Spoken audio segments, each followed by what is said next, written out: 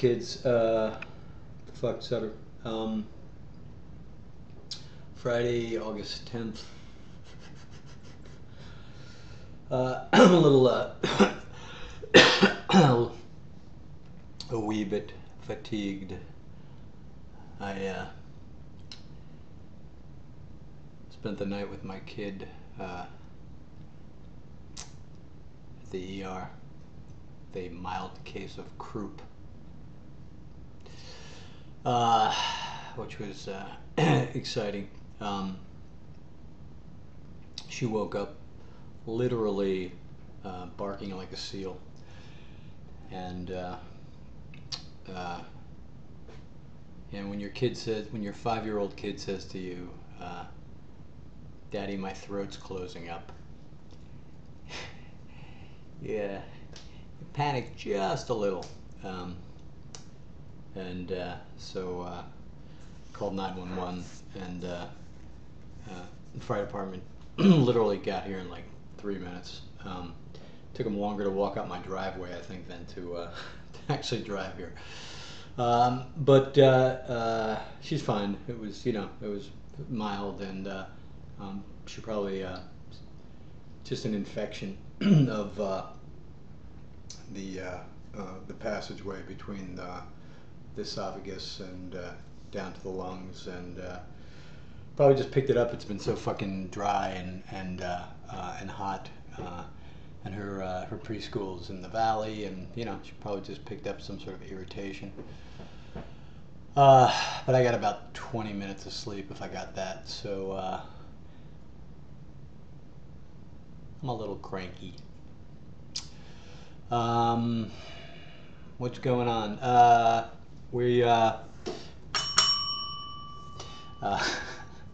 I've just suddenly become a wacky DJ. I got like noisemakers all around me. We're shooting episode 8, and cutting episode 6, writing, doing my pass of episode 9, and have drafts of 10 and 11 put together. Just about, we'll just start breaking episode 12, coming into the end. So things are going well. Before the Anarchy, I think, is going well. We have 4 of those up. We'll keep doing those at least once a week. I saw the promos, the 30-second spots, that we do each season that actually includes footage from the new season. And Steph Gibbons and her crew at FX has once again kind of done a great fucking job. As I say pretty much every season, if the show ends up being half as good as our promos, I'll be really happy. That's the drill. Let's answer some questions. Let's see. Scott from Canada.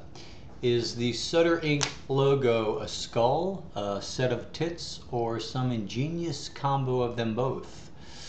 Can't wait for September. My logo, the whole concept behind my logo, the guy that did it, was that using the ink theme, it's actually an ink blot, like a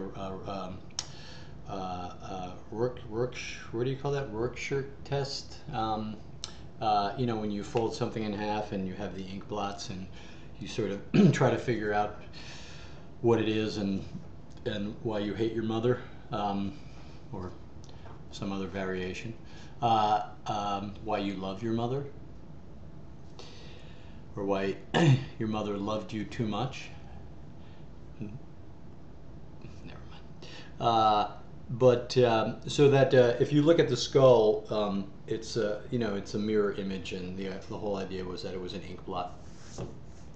I've realized over time that it actually just looks like Homer Simpson.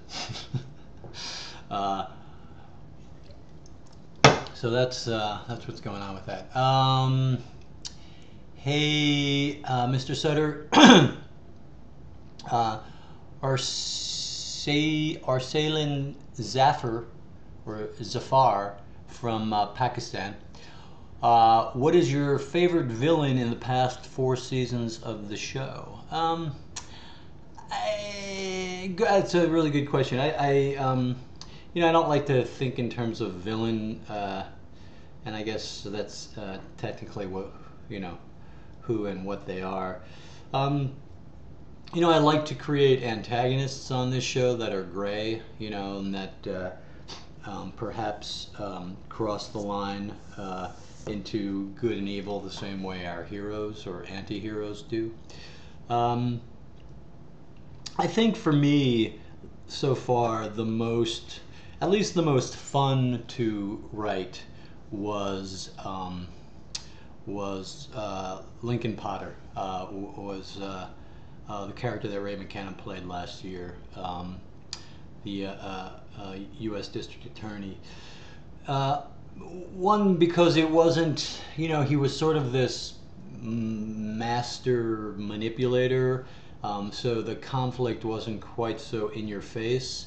And I just had a notion of this guy being really sort of, off the chain and quirky, and then, was blessed to have an actor like Ray who just completely embraced that notion and just took it to a whole other level, and then allowed me to write to that. As I often tell our guest actors that come on from season to season, that I always begin, quite frankly, with these new characters somewhat thin. They're somewhat thin and two-dimensional, and you try to do as much backstory on them as you can in terms of who they are, where they come from, so we as writers know how to write to their story. But I'm always, I'm always informed by the choices the actor makes. I'm always informed by the relationships that pop on screen, and it usually takes me, 3 or 4 episodes into the season before I really have a handle on who those characters are and where they're going to go, and that's when they start getting more finely defined. And that was definitely the case with Ray's character. But I just liked the fact that he ultimately, let go of his need to bring down the Suns, and the win was really just about undermining Hale at the end, and in an interesting way that was almost enough for him. And we see him sort of riding off into the sunset, and in my mind, that character is still out there. He's whether or not he's still doing what he was doing, or will ever come back in the form of an antagonist again, I don't know. But I think that one was probably my favorite so far. Hey Kurt, how do I get my wife to watch SOA with me? This is Jason from Illinois. You gotta fucking go down on her, Jason. It's just just be a decent husband and do the fucking deed, and then and only then will you actually have some leverage. And if your wife is watching this, I'm sure she's on board. That's it. I'll end with that piece of inappropriate vulgarity, and we'll keep doing this. I've did the blog, been talking about the Premiere Challenge. Keep the word going if you can. And we're sort of forming the wagons at FX in the studio to know exactly what this will look like in terms of if we're able to pull off this challenge. I think we'll get home video to participate again, so that whatever we do, we can make it a DVD extra for season 5.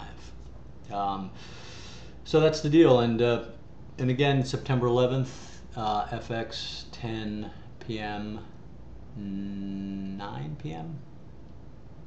East Coast. I don't know. I'm just making that up. If there is an uptick in anything in terms of the 18 to 49 or total household, for me it's just really wanting to maintain and hold on to the audience that we have. If we can do that in this very competitive, ever-changing world of television, I'll be as happy as I can be, which sometimes is questionable whether or not one could categorize that as actual happiness. But that's all I got. We'll talk to you